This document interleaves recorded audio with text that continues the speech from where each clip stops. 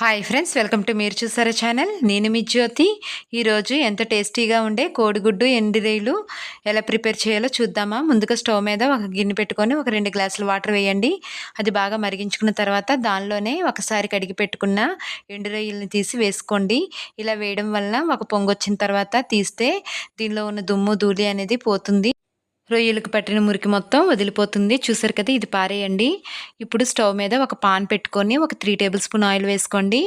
తర్వాత ఎండు రొయ్యలను తీసి వేసుకోండి. ఇది బాగా వేయించుకోవాలండి. ఇలా వేయించుకోవడం వలన రొయ్యలకున్న స్మెల్ అనేది పోతుంది.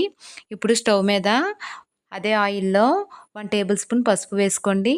కాస్త పసుపు కరిగిన తర్వాత ఉడకబెట్టిన గుడ్లు తీసుకొని వేసుకోండి. మీరు ఎన్నైనా వేసుకోవచ్చు. ఇలా వేసుకొని పూర్తిగా వేయించుకోండి. సిమ్లోనే పెట్టి వేయించుకోవాలండి, లేకపోతే మాడిపోతుంది. ఇలా మొత్తం అన్నీ తీసి పక్కన పెట్టుకోండి.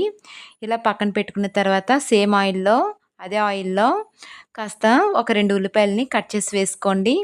ఇలా వేసుకొని ఒకసారి పూర్తిగా వేయించుకోవాలండి సిమ్లోనే. దీనిలోనే ఒక 4 పచ్చిమిరపకాయలను కూడా కట్ చేసి వేసుకోండి. మీరు తినే కారాన్ని బట్టి వేసుకోవచ్చు. దీనిలోనే కాస్త కరివేపాకు కూడా వేసుకొని ఒక టేబుల్ స్పూన్ అల్లం వెల్లుల్లి పేస్ట్ కూడా వేసుకోండి. పూర్తిగా కలిపి పెట్టుకోండి. పచ్చివాసన పోయేంత వరకు వేయించుకోవాలి. ఒక 2 టమాటా పళ్ళను గ్రైండ్ చేసి వేసుకోండి.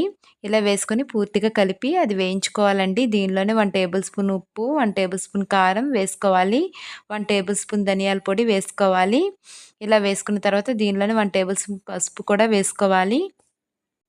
1/2 టీ స్పూన్ జీలకర్ర కూడా వేసుకొని పూర్తిగా వేయించుకోవాలండి. సిమ్లోనే పెట్టి వేయించుకోండి. ఇది బాగా వేయించుకుంటే టేస్టీగా ఉంటుంది. ఎండు రొయ్యలను కూడా వేసుకొని పూర్తిగా కలిపి పెట్టుకోండి. ముందుగా వేయించుకోవడం వల్ల రొయ్యలు అనేవి సగం మట్టుకు ఉడికిపోయి ఉంటాయి, కాబట్టి ఎక్కువ టైం పట్టదు. టీ గ్లాస్ వాటర్ వేయండి, సరిపోతుంది. ఇలా వేసుకొని ఒకసారి పూర్తిగా కలిపి పెట్టుకొని మనం ఇందాక వేయించి పెట్టుకున్న గుడ్లను కూడా తీసి ఇందులో వేసుకోవాలండి. సిమ్లోనే పెట్టి ఒక 15 నిమిషాల పాటు ఉడికించుకోవాలి మూత పెట్టి. ఇలా మూత పెట్టుకొని 15 నిమిషాలు సిమ్లో పెట్టి ఉడికించుకుంటే మనకి ఎండు రొయ్యలు అనేవి దగ్గర పడతాయి, రొయ్యలు ఉడికిపోతాయి. గ్రేవీ దగ్గర పట్టింది కదా, దీనిలో తరిగిన కొత్తిమీరని కూడా వేసుకుంటే ఎంతో టేస్టీగా ఉండే కోడిగుడ్డు ఎండు రొయ్యలు రెడీ అండి. మన ఛానల్ని సబ్స్క్రైబ్ చేయండి ప్లీజ్.